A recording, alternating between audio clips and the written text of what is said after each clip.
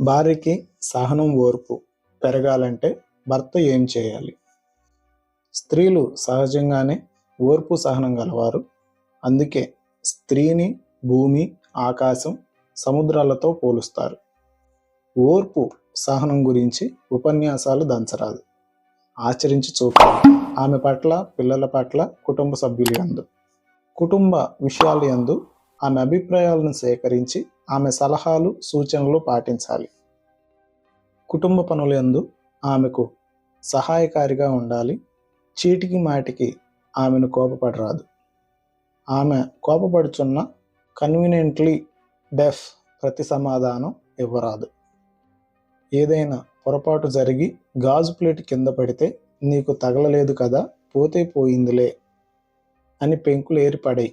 ఏం తినలేదా, శక్తి లేదా అనొద్దు. నాది కరెక్ట్ అని ప్రూవ్ చేసుకోవద్దు.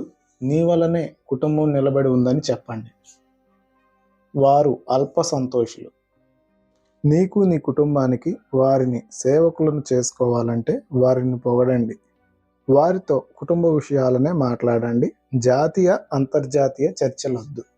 వారి తల్లిదండ్రుల గురించి నెగిటివ్గా మాట్లాడొద్దు.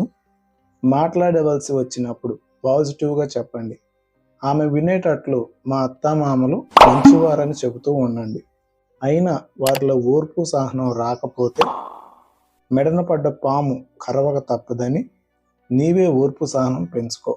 వాదాలు, వాదనలు, పగలు పట్టింపులు వదులుకొని వందనాలు, అభినందనలే, వినయము, విధేయతలే ముద్దు.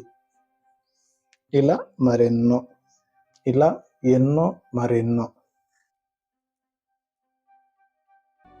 హాయ్ ఎవ్రీవన్, ఇలాంటి మరెన్నో వీడియోస్ కోసం మన ఛానల్ని సబ్స్క్రైబ్ చేయండి. And thank you so much.